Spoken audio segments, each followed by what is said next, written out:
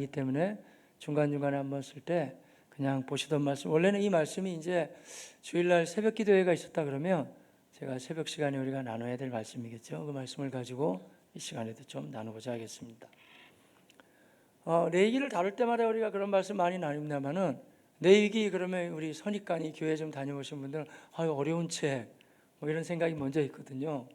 근데 감사하게도 근본에 우리가 새벽 기도회를 통해서 계속 말씀을 보면서 계속 나오시는 분들하고는 레위기 막상 보니까 뭐 그렇게 어려운 책은 아니구나. 그래서 우리가 가까이 할 수가 있어요.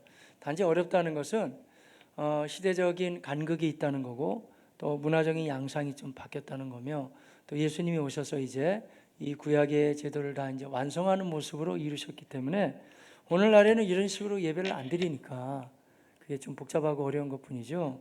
사실은 뭐 이 의미는 구약이나 신약이나 신약이나 구약이나 동일하신 하나님 말씀하시기 때문에 같은 의미로 같이 흘러가고 있습니다.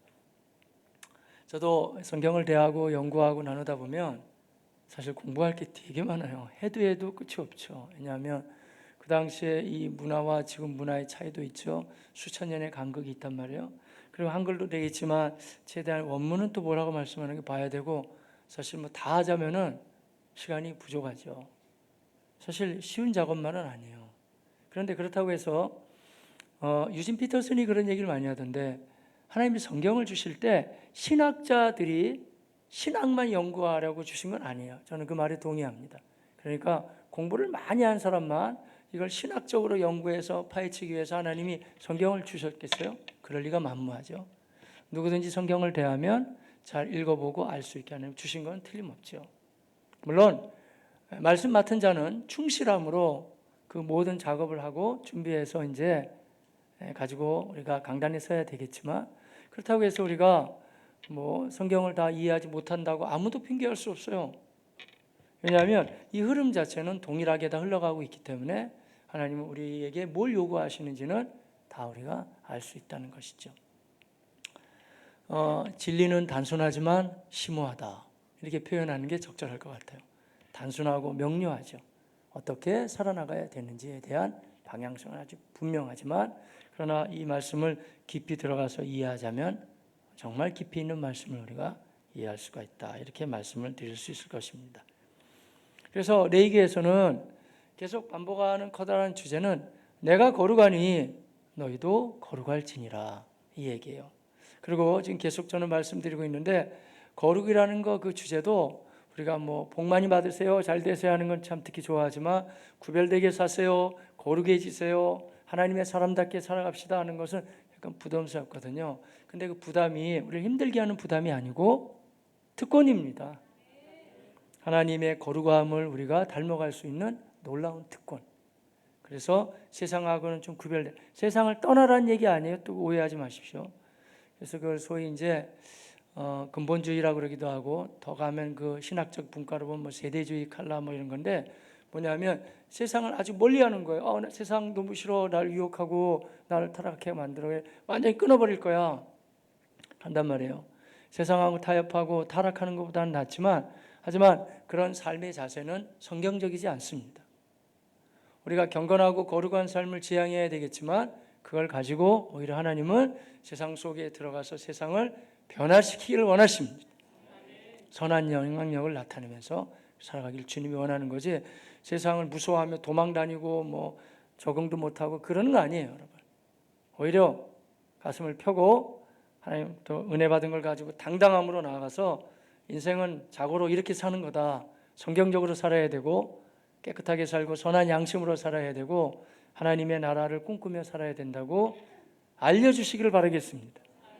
그게 주님이 원하시는 방향이에요. 내가 구별됨으로 준비돼야 되겠지만 도망다니고 역할도 못하고 그런 게 아니라니까요. 오히려 적극적으로 들어가고 그들을 변화시키고 뭐 이렇게 나가는 삶이라고 할 수가 있겠죠. 정말 멋진 삶이에요, 그렇게 살아간다는 것은. 자, 그래서 하나님이 우리에게 그렇게 이제 계속 말씀해 주고 계십니다. 우리가 18장 거쳐서 19장에 왔는데요, 다른 말씀도 다 그렇지만 하나님이 계속 반복해 주는 말씀은 나는 너희의 여호와 하나님이니라. 그러니까 너희가 하나님의 백성이 되었다는 것을 결코 잊어서는 안 된다. 그리고 너희 하나님이 함께 하신다. 말씀을 계속 들려주고 계시죠. 자, 그러면서 우리가 금요일 날 밤기도 시간에 나눴던 말씀에 연이어서 이제 보자면은 그 하나님 앞에 우리가 거룩한 삶을 가지고 살아간다는 것은 물론 우리 개념상으로 거룩하게 생각하고 거룩하게 묵상하고 거룩하게 말하고 이게 다 거룩한 삶 맞아요. 하지만 19장으로 와서 하나님은 이제 이스라엘 백성들을 그 당시에 말씀해 주시고 오늘날 우리에게 또 말씀하시기를 거룩한 삶이라는 것은 그렇게 우리가 생각과 마음과 습관을 거룩하게 하는 것도 물론 옳은 말씀이지만 하지만 하나님의 말씀은 항상 실제적이기 때문에 삶의 현장에서 그럼 과연 거룩하게 살아간다는 것이 무엇이냐 이거예요. 그 중에 하나가 다른 것이 아니라 마땅히 예배할 대상자, 경외할 대상자를 찾아야 된다는 거예요. 우리 하나님이십니다. 그리고 또 나아가서 우리가 이미 말씀 나눴지만 너희 부모를 경외하라까지 표현을 해줬어요. 원래는 공경하라 이런 표현이 많이 있는데 아예 그냥 하나님을 경외하듯이 부모도 경외해야 된다. 야레라는 표현이라고 했잖아요. 그러니까 이 표현은 좀처럼 사람한테 쓰지 않아요. 왜 그러냐면 이미 말씀드렸지만 눈에 보이지 않는 하나님은 그렇게 잘 믿는다고 하면서 부모한테 막 하는 사람이 과연 하나님을 제대로 믿는다고 할 수 있느냐 그런 말씀이죠. 다 맞는 이야기죠, 여러분. 그러니까 부모한테도 잘해야 된다. 그리고 여전히 예배의 대상은 하나님이시다. 말씀 나눴고요. 그 다음에 이제 바로 이어졌던 내용이 뭐냐면요. 우리가 이웃과의 관계 속에서 나누며 살아야 된다. 이런 거였잖아요. 이 말씀 다 드렸지만, 자, 이런 거 보면 하나님 말씀이 흥미로워요. 우리가 고기가 먹고 싶을 때 이제 이 당시에도 고기를 화목제물로 드리고 잡았단 말이에요. 뭐 소가 됐든 염소가 됐든. 그런데 한 마리를 가지고 하나님이 말씀하신 이틀 동안 다 먹어야 된다. 못 먹잖아요. 어떻게 먹으라 그랬죠? 그 당시에 냉장고 없었어요. 예. 무조건 나눠 먹으면 되겠죠. 그래가지고 제 3일까지 그거를 가만히 두면 가만히 두지 않겠다. 왜냐하면 유생상으로도 다 이제 부패하니까 먹을 수 없지만은 그러나 그거보다 더 깊은 의미는 나눠 먹는. 그러니까 지난번에 이제 오늘 집사님 댁에서 이제 고기 하나 잡았단 말이에요. 나눠 먹었단 말이에요. 그럼 우리 집에서 또 잡으면 똑같이 나눠 먹고 뭐 이런 관계였고 또 나아가서는 이 곡식을 거둘 때에도 너무 알뜰하게 싹싹 끌고 오지 말고 밥 모퉁이는 내비둬야 되고 또한 단을 거두다가 흘린 거는 다시 주스러 가지 말고 내비둬야 된다. 가난한 사람도 먹어야 되니까 얼마나 자상하신지 몰라요. 포도 열매를 딸 때도 싹싹 긁어 따지 말고 웬만한 거는 내비둬라 이런 거예요. 그런 거 보면 우리 민족은 이 기독교 신앙을 잘 수용할 자세가 굉장히 돼 있는 민족이면 지금은 살아가는 모습이 너무 각박해서 그렇죠. 여러분 어떻게 생각하세요? 저는 한국 사람 참 좋다고 생각해요. 아멘 안 하셔도 저는 좋아요. 왜냐하면 우리 민족에 좋은 게 되게 많이 원래는 우리 민족이 정도 많고 또 여러 가지 머리도 좋고 의지도 뛰어나고 그게 괜찮은 민족이에요. 근데 어떻게 지금 산업화되고 또 아까 뭐 은혜 주는 기도 감사하고요. 또 이 정치하는 사람들이 너무 사람들 막 갈라놓고 그래서 그렇지 사실은 다 사이좋고 좋은 모습들 많아요. 여러분 따뜻하고. 그래서 전에 그러잖아요. 어르신들이 감나무 같은 거를 다 따도 열매 다 따지 않죠. 저기 까치밥들 좀 남겨놔야 된다. 새들도 먹고 살아야 된다 뭐 이러잖아요. 그런 게 우리 농경 문화에서 우리 민족은 그렇게 여유로움이 많이 있었어요. 어떻게 그런 마음이 있는지 몰라요. 그게 하나 일반적인 은총인 것 같아요. 이 성경과 복음이 들어오기 전에도 나름대로 이렇게 양심을 가지고 이런 거는 좀 나눠 먹어야 된다. 뭐 이런 거죠. 근데 성경은 오래전에 아예 하나님 명시해 주시면서 곡식은 그렇게 추수해야 된다. 그러니까 흘린 건 내비두고. 룻기 생각나시죠 여러분? 룻 가난한 여인 둘 며느리 룻과 시어머니 나오미가 왔을 때 어떻게 먹고 살아요? 그 당시에 고대사에. 그래서 먹고 산 거예요. 흘러져 있는 이삭들을 주워다가 먹고 살 수 있게. 자, 이런 걸 헤아려 가면 우리가 우리 하나님은 정말 사랑의 하나님이시구나 라는 걸 잘 알게 되죠. 인간이 타락한 다음에 요새 창세기 말씀 나누는데 특별히 언제부터 종교가 우후죽순으로 생겨났냐면요. 그 아침에 니므롯 얘기했잖아요. 니므롯이 바벨탑을 이렇게 세우고 사람들이 막 거기 동조하면서 세웠단 말이에요. 하나님이 보시고 인생들은 말이 랭귀지가 같으니까 맨날 모여가지고 나쁜 짓만 하는구나 해가지고 그때 치셔가지고 이렇게 말이 나눠진 거예요. 그래서 뭐 평생 말 배우다 끝나는 거죠. 공부라는 것도 다 영어 배우고 독일어 배우고 뭐 계속 그러는 거 아니에요. 말이 흩어졌어요. 그 다음부터 종교가 생긴 겁니다.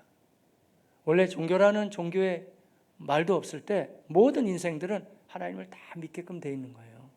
근데 이제 인생들이 흩어져 살고 하나님의 계획 가운데 다시 주님이 일하시면서 이스라엘을 아브라함을 택하셔서 모종으로 삼으시고 그 가운데 그리스도가 오시게 되고 또다시 펼치기 전까지는 하나님 이스라엘 중심으로 일을 진행하실 때 인간 마음속에는 알게 모르게 종교심이 있으니까 제각기 막 종교를 만들어낸 거예요.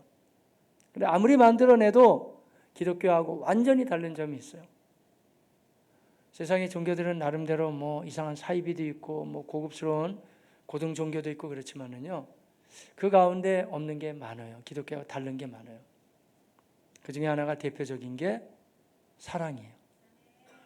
고급스러운 종교에다 보면 뭐 계속 연구하고 뭘 이제 득도하고 깨닫는 건 되게 많이 강조할지 모르지만 기독교만큼 사랑을 많이 강조하진 않아요.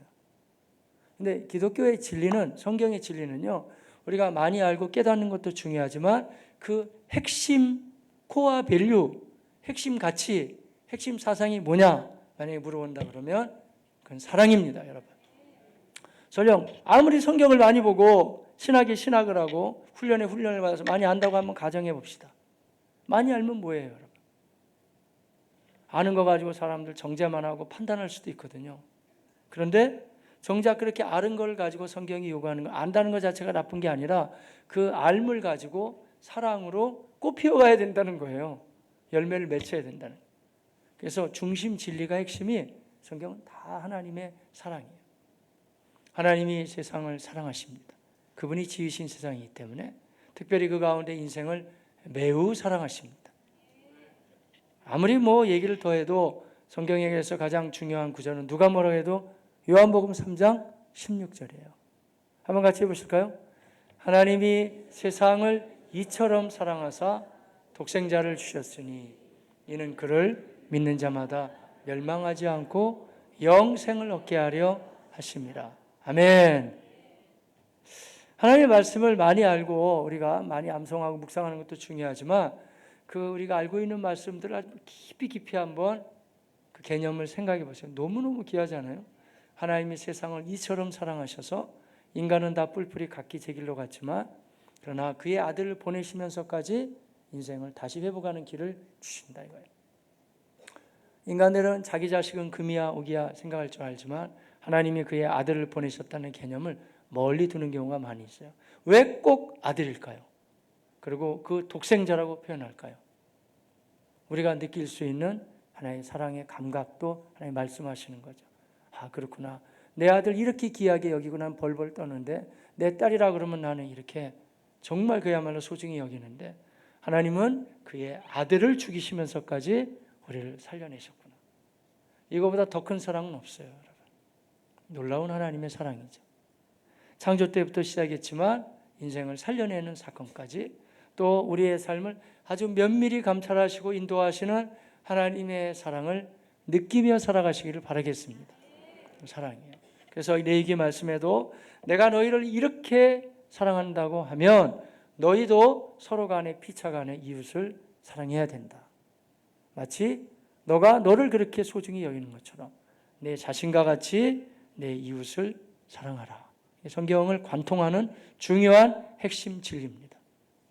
예수님도 오셔서 동일한 말씀도 해주셨고 마태복음 7장 12절 정말 중요한 산상수훈에 나타나 있는 말씀처럼 너가 남에게 대접받고자 하는 대로 너도 남을 대접하라.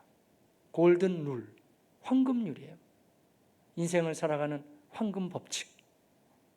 만약에 그렇지 우리 부하 직원이 이렇게 대우받기를 원하고 나도 이렇게 대우받기를 원하는데 하면서 자기가 그런 마음을 내려가서 살펴준다면 모두가 아마 다 존경하겠죠. 목사님들도 마찬가지죠. 그래서 내가 부교역자 때 이렇게 했는데 내가 저분들을 이렇게 예우를 해줘야지. 뭐 나눈다면 정말 거기서 주의 사랑을 많이. 다른 관계도 다 마찬가지 아닐까요? 근데 원래 그게 주님이 원하시는 바예요. 우리가 노상 하나님 나라의 비전을 가지고 살게 하소서. 하나님 나라를 꿈꾸게 하소서. 뭐예요? 하나님 나라가.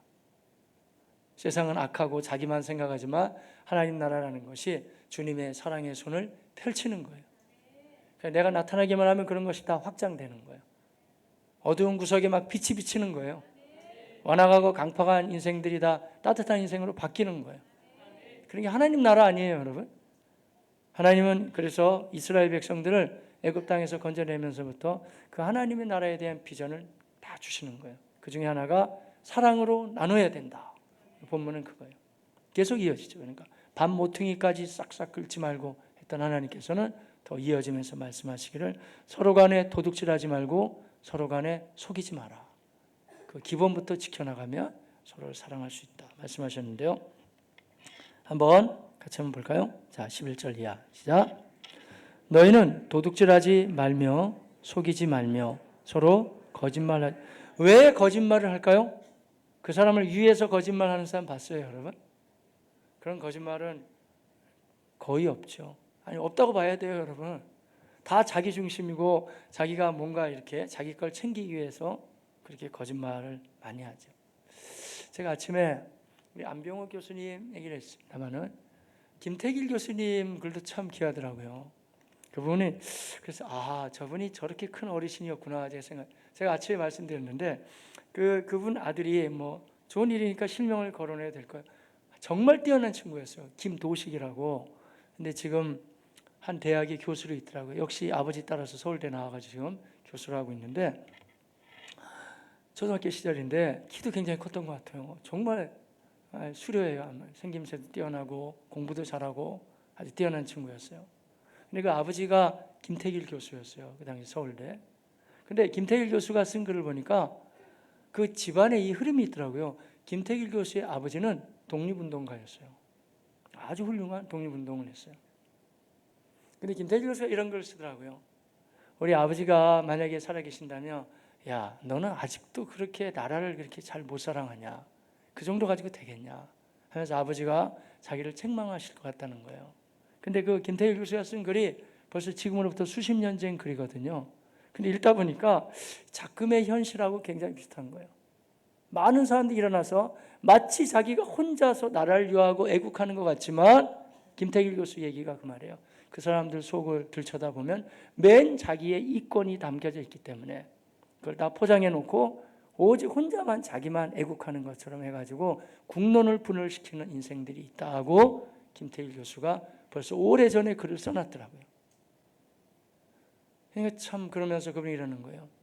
정말 진실하게 나라를 사랑하는 사람은 도대체 어디에 있을까? 그런 얘기를 하는 거예요. 자기 아버지와 어머니가 이제 그때도 글을 쓸 때도 나이가 많이 드셨는데 이제 돌아가셨죠 벌써. 근데 이런 얘기를 하더라고요.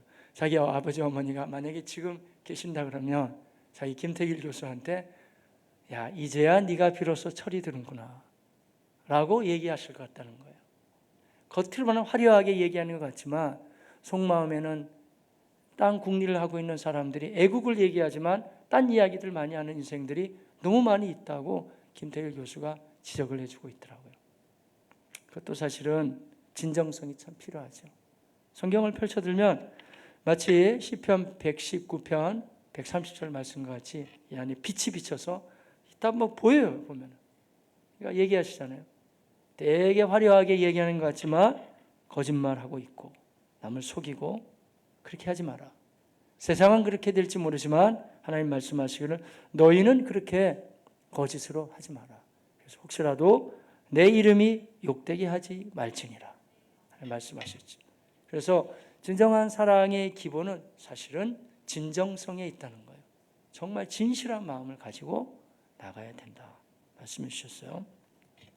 자, 그러면서 계속되는 이웃사랑에 대한 이야기가 나가요. 같이 볼까요? 너는 내 이웃을 억압하지 말며 착취하지 말며 품꾼의 삭슬 아침까지 밤새도록 내게 두지 말며 하지 말라 그러잖아요. 참 되게 자상하지 않으세요? 네가 만약에 일꾼을 부린다 치자. 그러면 너는 좀 불편해도 그 한 달 동안 일한 노동자에 대한 품삯은 줘야 된다. 그런 거예요. 한국 경제가 어렵습니다, 지금. 물론 잘 되는 사업도 있지만, 그래서 우리 교회도 이렇게 사업을 경영하시면서 우리 성도님들이 사실 그 근로자들, 일꾼들 다 챙겨주기가 쉽지는 않거든요. 때때로는 그 돈을 빌려와서라도 근로자들의 일한 거에 대한 대가를 지불해주고 챙긴다는 얘기를 들을 때 제 마음이 아프더라고요. 그렇지만 하나님이 저들을 얼마나 귀하게 보실까. 왜냐하면 노동자들도 다 가정이 있기 때문에 그들 먹고 살아야 되니까 챙겨줘야 된다. 성경을 보면 깜짝깜짝 놀라는 게 되게 많아요. 이게 경제정책에서도요, 오래전에 나오는 얘기인데 성장만 시키면 뭐예요? 분배가 중요한데 이게 분배론이거든요. 오래전에 분배론이 나오는 거예요. 품꾼들의 삭슨 절대 아침까지 이 사람들은 그 월급을 받아서 생활하기 때문에 그거를 가지고 사람도 힘들지 말고 그들에게 반드시 월급을 받아갈 수 있게 도와줘야 된다라고 얘기를 해주고 있죠. 그러는 거예요. 하나님 앞에서 정당한 일을 할 때 받을 수 있게 해야 된다. 이런 거죠. 제가 한번 신학교 같은 데 한번 있을 기회가 있었는데 그게 어려우니까 그러겠지만 거기는 이렇게 일한 거에 대한 걸 잘 안 주더라고요. 안 주고 때로는 은혜로 넘어가고 그래요. 무슨 말씀인지 알겠죠? 근데 우리 아내가 저한테는 하여간 당신은 대단해요. 저는 은혜로 넘어가는 게 없어요. 끝까지 받아갑니다. 왜냐하면 내가 일한 거에 대한 것은 반드시 나는 받아야 된다 해가지고 어떻게 하든지 간에 그걸 받아왔던 기억이 있는데 지금 생각해도 나쁘다고 생각 안 해요. 왜냐하면 정당한 노동의 대가이기 때문에 반드시 받아와야 되고 주는 사람도 반드시 줘야 된다 말씀하죠. 물론 사업체 전체가 어려울 때 서로 간에 협조를 구하는 것하고 일방적으로 안 주는 거하고는 완전히 다른 거예요. 자, 나도 이제 사업주가 이렇게 얘기할 수는 있죠. 지금 상황이 어려우니까 우리 그 허리를 동여맵시다. 나도 좀 절약하고 내가 덜 가지고 가고 덜 쓸 테니까 우리 모두가 합시다. 동의를 구하는 것하고 일방적으로 말이죠. 다 은혜로 한다고? 그럼 아니에요, 여러분. 전 은혜 아니에요, 그거. 왜냐하면 이런 사람들은 그걸 가지고 생활해야 되기 때문에 성경은 그렇게 말해요. 그래서 품꾼의 삭슬 아침까지 두지 말고 반드시 줘야 된다라고 얘기하죠. 그리고 또 이렇게 얘기해요. 아침에도 나눴던 내용 같은데 14절 이하도 보면 시작. 너는 기먹은 자를 저주하자. 너가 뭐가 안 돼 그렇게 함부로 저주할 수 있느냐. 너 귀가 열려진 거 하나님의 은혜인지 모르느냐 말씀하시고요. 맹인 앞에 장애물을 놓지 말고 내 하나님을 경외하라. 나는 여호와인. 감사해요. 저는 그런 얘기 제가 조금씩 들을 때마다 우리 교회 어린 지체들도 이렇게 학교에 가거나 그러면 몸이 불편한 사람들, 어려운 사람들 많이 도와주고 이렇다는 얘기 많이 들으면서 참 제대로 배우고 있구나라고 생각하거든요. 네, 정말 귀한 것 같아요. 제가 나사렛 대학 얘기 요새 가끔 하는데 저는 그 학교가 참 귀한 것 중에 하나가 뭐 여러 가지 이제 전략으로 할 수도 있죠. 그러나 이유를 떠나서 이렇게 장애인과 하나가 돼서 하는 거는 많지 않아요, 여러분. 제가 교수 식당에서 이번에 밥을 먹는데 그 약간 이렇게 지체가 어려운 그 형제들이 들어와서 식사를 하다 보니까 막 이렇게 소리를 막 지르더라고요. 근데 그 가운데서 같이 그냥 일반적으로 같이 식사하고 나누는 모습이 참 저는 귀하다. 하나님 보시기에는 참 귀하다고 생각해요, 여러분. 얼마나 귀한지 몰라요. 같이 더불어서 살아. 우리 아들이 지금 나대를 좀 다니고 있잖아요. 저한테 이런 얘기 하더라고요. 아빠, 다른 건 모르는데 나 여기 나사렛 대학 가서 장애인들하고 같이 하는 걸 많이 배우게 됐어요. 때로는 이제 그룹 과제가 주어지더라고요. 그럼 그들을 다 섬기면서 그룹 과제를 해가야 되는 거예요. 근데 주 보시기에는 참 귀하지 않나 봐요. 여러분의 자녀들과 여러분은 결코 그러지 않겠지만 몸이 불편하거나 어려운 사람들 향해서 손가락질 하거나 아니면 학교 같은 데서 뭐 놀리거나 흉보거나 따돌림하는 것을 하나님은 매우 싫어하십니다. 정말 싫어하십니다, 여러분. 그렇게 하지 말라고 성경 우리에게 잘 말씀해 주고 있습니다. 저희 우리나라 이렇게 다른 나라에서 와서 일하는 근로자들 있잖아요, 여러분. 성경이 다 나옵니다, 여러분.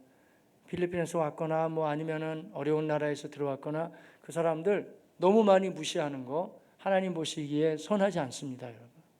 그래서 막 손가락이 잘라지고 막 그러는데 그냥 나가라고 쫓아버리고 그러는 거 있잖아요. 그거 여러분 죄입니다. 선하지 않아요. 조금 괜찮은 나라에서 오고 그런 사람들 보면 영어 잘하고 괜찮은 사람한테는 쓸데없는 극진한 예우를 취하고 좀 피부색이 검하고 약한 사람들 보면 우습게 대하고 그런 모습 주 보시기에 선하지 않습니다, 여러분. 적어도 그리스도인들은 하나님 말씀하시기를 나는 너희의 하나님이기 때문에 너희는 그렇게 하지 말라 하신 것처럼 우리가 예수도 잘 믿고 성령 충만도 받고 물론 전도도 열심히 해야 되겠지만 하나님은 모든 영역을 다 관장하신 분이십니다. 그분 보시기에 항상 사랑의 마음으로 선하게 나아가시기를 바라겠습니다. 다음에 15절 이하에도 보면 계속 말씀이 이어져요. 시작. 너희는 재판할 때에 불의를 행하지 말며 가난한 자의 편을 들지 말며 세력이 있는 자라고 두둔하지 말고 공의로 사람을 재판을. 참 말씀이 새롭지 않으세요? 우리는 흔히 저 가난한 사람 도와줘야 돼. 가난한 사람, 저 불쌍한 사람, 항상 약자의 편, 가난한 편이 돼야 돼 라고 얘기하죠. 근데 그렇지 않아요, 성경은. 그럼 부자는 다 잘못됐습니까, 여러분? 나눠 먹고 서로 간에 같이 살아야 되는 거고요. 그런 판단보다는 성경은 말하기를 물론 가난한 자를 돌봐줘야 되겠지만 뭐라고 말해요? 네가 재판할 때 저 사람이 틀림없이 잘못했는데도 불구하고 가난하다고 그쪽 편을 들지도 말고 반대 경우 저 사람은 세도가고 힘이 있다고 해서 또한 그쪽 편을 들지도 말고 하나님의 사람답게 마치 주께서 우리에게 다니엘서에서 잘 말씀하는 것처럼 하나님을 아는 백성은 강하여 용맹을 떨친다고 했는데 우리가 사랑을 베풀고 공의로 나아갈 때도 때로는 어느 면에서 저분이 더 세력이 있고 이쪽 편을 우리가 인간적으로 마음이 들 수가 있거든요. 그렇지 말고 저 사람 불쌍하니까 무조건 저 사람을 도와줘야 돼. 그렇게 하지도 말고 우리가 이 재판을 할 때는 공의로 해야 된다 라고 말씀해 주셨습니다. 그러면서 또 말씀이 이어지는데요. 자, 16절 너는 내 백성 중에 돌아다니며 사람을 감사하게 우리 교회는 이런 분들이 없죠. 감사해요. 그래서 제가 아는 범위 내에서는 없어요. 돌아다니면서 비방하지 마세요. 너무 돌아다니고 싶으면 돌아다니면서 할 일이 있어요. 전도하세요. 그리고 돌아다니면서 할 일이 있어요. 칭찬하시고. 근데 참 여러분 우리가 뒤에서 칭찬하잖아요. 그러면 이게 또 돌아서 와요. 흉보는 것도 돌아오지만 칭찬도 돌아오거든요. 그래서 돌아다니며 비방하지 말고 악을 도모하지 말라고 하시죠. 17절 18절 볼까요? 너는 내 형제를 마음으로 미워하지 말며 내 이웃을 반드시. 이것도 특이하죠, 여러분. 우리가 사람을 사랑만 하면 그 사람들 격려하고 축복하고 축복합니다, 사랑합니다, 용기만 실어줄 얘기만 할 것 같죠? 그런데 그렇지 않아요. 정말 내가 마음으로 그 사람을 사랑한다고 한다면 충분히 기도하고 얘기해 줘야 되지만 때로는 교훈과 견책도 해야 된다는 거예요. 집사님, 근데 그건 좀 지혜롭게 잘해야 돼요, 여러분. 무조건 우리가 얘기하면 관계가 막 깨질 수 있으니까 좋은 점을 먼저 좀 많이 격려하고 칭찬해 줘야 되겠죠. 이렇게 하면 안 될까요? 저는 집사님을 보면 참 도전받는 게 많아요. 너무 근면하고 성실하고 항상 친절하시고 참 제가 얼마나 도전받고 많이 부러워하는지 아세요? 이렇게 격려를 좀 해야 되겠죠. 근데 제가 그동안 집사님 옆에서 보니까 우리 이거 고치면 참 좋을 것 같아요 라고 견책을 해야 된다는 거예요. 넘어가지 말고 필요에 따라서는. 제가 보니까요, 집사님 남의 얘기 너무 많이 하는 것 같아요. 좀 고치면 어떨까? 물론 처음에 마음 상함이 있을 수도 있지만 성경은 정말 그 사람을 내가 마음으로 사랑한다 그러면 그들을 견책도 해야 된다 이거예요. 조심스럽지만. 자녀 교육도 똑같아요, 여러분. 항상 금이야 오기야만이 아니고 잘못하면 너 이거 옳지 않은 거야. 똑바로 해야 되는 거야. 이 부분에 대해서는. 그래서 가르쳐줘야 된다는 거예요. 이게 진정한 사랑이라고 얘기하죠. 자, 그래서 결론적인 말씀. 자, 18절. 원수를 갚지 말며 동포를 원망하지 말며. 예, 나오네요. 내 이웃 사랑하기를 어떻게 한다고요? 내 자신과 같이 하라. 나는 여호와이니라. 예, 아멘. 하나님의 뜻대로 그렇게 나아가시기를 바라겠습니다. 자, 그러면 우리 하나님의 사람들이 말이죠, 이렇게 하나님은 틀림없이 내가 여호와니 너희 하나님이다, 그리고 이웃을 내 자신같이 사랑하라 하셨는데 우리가 성경을 같이 보면서요, 어떻게 하는 것이 그러면 내 이웃을 내 자신과 같이 이렇게 사랑할 수 있겠는가? 어떤 사람이 그렇게 할 수 있겠는가? 그런 거죠. 먼저는 우리가 하나님의 말씀을 한번 우리가 모아서 우리의 삶에 적용하며 생각해 본다 그러면요, 꼭 그렇게 돼요. 자기 자신을 사랑하는 사람이 남을 사랑할 수가 있어요. 성경 말씀이 참 그러니까 심오한 겁니다, 여러분. 너 자신을 사랑하는 것 같이 너도 남을 그러니까 만에 하나 내가 내 자신이 싫단 말이에요. 그러면 당연히 그 사람은 다른 사람도 미워하게끔 되어져 있어요. 내 자아상이 아주 건강하고 좋을수록 다른 사람한테 선한 것이 그대로 흘러간다는 거예요. 여러 가지 흉악범들, 그 사람들 원래는 불쌍한 사람들이에요. 왜냐하면 여러 성장 과정과 인격이 형성되는데 너무나 많은 상처들을 받았고 이 자아가 제대로 자라나질 못한 거예요. 그러니까 자기 자신에 대해서 미워하고 모든 게 싫기 때문에 남에 대해서도 그러한 모습으로 나타나죠. 그래서 하나님 말씀을 대하게 되면요, 하나님이 이스라엘 백성 내가 너희를 얼마나 사랑하는지 아느냐? 이 구약에도 그렇게 많이 나와 있고요. 신약도 마찬가지예요. 하나님이 여러분을 사랑하심을 여러분 믿습니까? 그 사랑을 내가 반드시 알고 느끼고 누려야 돼요. 그렇게 할 때 이 자아가 굉장히 건강할 때 그 건강한 자아상을 가지고 다른 사람에게까지 이렇게 다 흘려보낼 수 있다는 거예요. 전 신방 다니다 보면 참 훌륭한 분들 많이 만나요. 그래서 제가 신방 시간이 길어요. 아무리 빨리 끝나도 한 1시간 반, 아무리 빨리 끝나도 1시간 반, 그건 거의 어려워요. 한 2시간, 어떤 경우는 한 4시간 하고 오는 때도 있더라고요. 왜 그러냐면 얘기를 나누다 보면 제가 그 사람 얘기를 끊지 않고 또 들어야 되고 제가 답할 부분도 있고 그러는데 참 그 시간이 정말 좀 소중하다고 생각해요. 그리고 그분한테도 위로가 되고 힘이 되겠지만 저에게도요, 교훈이 되는 게 굉장히 많아요. 제가 본받아야 될 영역들이 상당히 많더라고요. 오늘 아침에도 전도 현장에서 있었던 얘기도 했잖아요. 비록 현장이었지만 그 집안 가운데 하나님의 역사하신 이야기들 하나님을 제가 경험하고 느낄 수가 있죠. 훌륭한 사람들 많더라고요. 어떤 경우에는 아버지 때까지는 아버지가 그렇게 힘들게 하고 어렵게 했는데, 그러니까 그 아버지가 된 다음부터는 나는 우리 아버지 같이 안 살아야지 하면서 자기가 배워오고 체득된 건 아버지로부터 받은 거겠지만 그리스도 안에서 전혀 새로운 사람이 돼가지고 정말 새로운 선한 영향을 그야말로 아브라함처럼 흘려보내는 사람들도 꽤 계시더라고요. 참 존경스러운 사람들이죠. 자, 이렇듯이 우리 자아가 회복하게 되면 그 다음부터는 이제 선한 것이 흘러갈 수가 있습니다. 따라서 우리가 남을 사랑하기 이전에 너 자신과 같이 남을 사랑하라 그랬잖아요. 그러니까 우리 자신을 먼저 사랑하시기를 축복합니다. 오해하지 마시고 자기에게만 집착하고 내 몸만 챙긴다는 게 아니라 나는 나로서 소중한 존재가 된다는 거, 아주 건강한 자아상으로 이렇게 일어나라는 거예요. 여기 이 하나님께서 이스라엘 백성들을 건져내신 다음에 출애굽기 19장에 보면 우리 얼마 전에 김선중 목사님이 본문을 가지고 설교했던 기억이 있어요.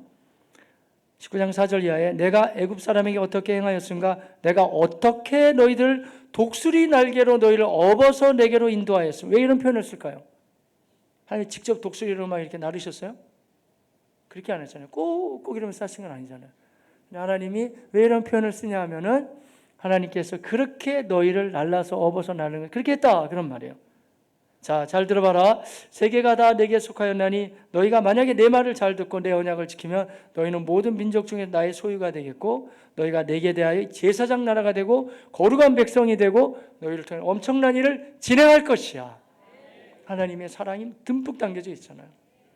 그 하나님은 오늘날도 동일한 하나님이십니다. 더 크게 역사하십니다. 이제는 하나님의 아들 예수 그리스도가 오신 다음에는 내가 너를 얼마나 사랑하는지 아느냐 하면서 말이죠. 그 사랑을 우리가 듬뿍 이렇게 누리시면서 우리의 깨진 자아상들이 다 회복해 가시기를 주님의 이름으로 축복합니다. 이거는 홍균이라는 교수님이 계시는데 이 사람은 중앙대학교를 나왔더라고요. 근데 이분이 쓴 글 가운데 자존감의 수업이라는 책이 있어요. 자존감. 제가 지금 말씀드린 게 좀 비슷해요. 자존심을 말하지 않아요. 자존감. 자존심은 너가 날 자존심을 긁거나 이런 식으로 해가지고 그건 좀 어느 면에서는 좋은 표현을 쓰지 않고요. 자존감이라는 건 내 건강한 자아상을 말하거든요. 그러니까 이분도 주장하는 게 뭐냐면 건강한 자아상이 있어야 된다는 거예요. 그러면서 이런 얘기를 하더라고요. 좀 도움이 돼서 한번 제가 말씀드려볼까요? 건강한 자아상은 한 3가지로 우리가 생각해 보면 된다는 거예요. 하나는 뭐냐면은 내 자아가 건강한지 안 건강한지, 이분은 이런 제안도 하더라고요. 100점 만점이라고 했을 때 내가 얼마나 자아가 건강한지 요 세 가지의 필터링을 하면은 딱 나온다 이거예요. 하나는 뭐냐면 자기 효능감이라고. 효능감이 뭐냐면, 제가 말을 좀씩 바꿔서 해볼게요. 내가 그래도 꽤 괜찮은 사람인가, 내가 효능한 사람인가. 자기가 무능한 사람으로 보느냐, 그렇지 나도 이런 영역에서는 내가 귀하게 또 쓰일 수 있지 하면서, 나는 손재주가 있다든지 뭐 노래를 잘한다든지 아니면은 뭐 여러 가지 우리가 음식을 잘하는 다 있잖아요. 그런 식으로 자기 효능감이 건강해야 된다는 거예요. 그렇지, 하나님이 나에게 이런 걸 주셨지. 하나가 자기 효능감이 있을 때 자기 자아상이 건강하다는 거예요. 남을 부러워하는 게 아니고. 다른 한 가지는 이런 거 강조하더라고요. 자기 조절감. 내가 하고 싶은 대로 막 하는 게 아니고 내가 거기서 멈춰 세울 수도 있고, 또 내가 나를 움직여 갈 수 있는 거예요. 자기 컨트롤이 좀 되는 거. 그 사람이 자아가 건강하다. 내가 마시고 싶다고 다 마시고 다니고 할 얘기 다 해버리고 갈 때 다 가고, 그건 벌써 조절감이 없는 경우래요. 그래서 이분 이런 얘기 하더라고요. 이분이 정신과 계통의 교수거든요. 근데 이분 얘기 그대로 옮겨볼게요. 우리 혹시 의사 선생님들 계시면 이해하고 들으시고, 의사들 같이 정신세계가 불안한 사람이 없대요. 이분 얘기는. 스트레스를 엄청 많이 받는다는 거예요. 그리고 의사들 가운데 이 책에 의하면 그래요. 저는 잘 모르고 그 세계를. 의사들 가운데 자살률이 가장 높은 의사들이 정신과 의사들이래요. 참 모순되죠. 다른 사람의 마음을 위로하고 치료하는 사람이 가장 마음이 깨져 있는 경우가 제일 많이 있다는 거예요. 그리고 의외로 모범생들 가운데 큰 문제가 뭐냐면, 생각보다는 모범생들이 자기가 자기를 움직여가는 자기 조절감이 굉장히 약하대요. 명문대학을 나올수록, 또 남들 보기에 부러워한 위치에 있는 사람일수록 자기 조절감이. 왜 그러냐면, 특히 요즘엔 더 그렇다네요. 엄마가 학원 가라니까 가고, 아버지가 그거 읽으라니까 읽고, 아버지가 그거 하라니까 했고, 계속 그런 식으로 해왔기 때문에 자기가 성인이 된 다음에 자기가 자기를 조절할 줄 모른다는 거예요. 그래서 이분 주장에 하면 의외로 높은 자리에 있는 사람들, 꽤 실력이 있다고 하는 사람들이 마음을 뒤집어 보면은 자아상이 굉장히 깨져 있고 자기가 자기를 움직여가지 못하는 인생들이 많다는 거예요. 하나 더 얘기하자면, 이 사람은 이런까지 주장하더라고요. 건강한 자아상 중에 하나가 자기 안정감. 자기 안정감이라는 건 뭐냐면, 현대인들일수록, 그리고 또 뛰어난 사람일수록 말이죠, 자기가 뭘 해야지 안정을 찾고 혼자 있는 걸 되게 불안하게 생각한다는 거예요. 혼자 기도하거나 성경을 보거나 혼자 있는 건 불안하고, 뭔가 내가 일을 벌리고 뭘 하고 있고 뭐 이러면 좀 안정을 찾고, 안 그러면 혼자 있는 거는 못한다. 이게 벌써 이번 주장은 자아가 깨졌다는 거예요. 안정감이 없기 때문에. 전문가 얘기니까 뭐 제 얘기라기보다는. 그래서 제가 쭉 보다 보니까 좀 도움이 되더라고요. 이런 부분이 이제 우리 안으로 당겨온다. 우리가 예수 그리스도를 인격적으로 영접한 다음에 이렇게 영역들이 회복되는 거예요. 다 맞는 것 같아요. 왜냐하면 주님을 제대로 만난 사람은 교만하지도 않지만 자기 자신에 대해서 절대 초라하게 생각 안 하거든요. 자기 자신을 굉장히 건강하게 생각하고, 나는 그 부분은 못하지만 이 부분은 얼마든지 잘할 수 있다는 그런 자존감이 아주 건강해지죠. 여러분 다 그렇게 되시기를 바라겠습니다. 또 조절감도 마찬가지예요. 이게 다 맞는 얘기 아니에요, 여러분. 나는 못하지만 내가 주님의 말씀을 우리 길 삼아서, 하나님이 원하시지 않는 거야, 나 안 할 거야, 다 끊어버리고, 주님이 날 이걸 원하고 계시는구나, 성취해 갈 수 있는 자세들.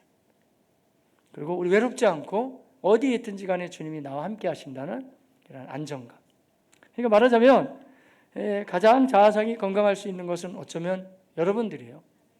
우리가 그리스도 안에 있을 때, 예수님을 제대로 믿어 나갈 때, 하나님이 나를 사랑하신다는 사랑의 마음을 가지고 그야말로 건강한 자아상으로 다 일어나서 여러분 가족에게, 이웃에게 아름다운 주님의 사랑을 베풀며 나아가시기를 바라겠습니다. 이런 찬송을 부르면서 말해요.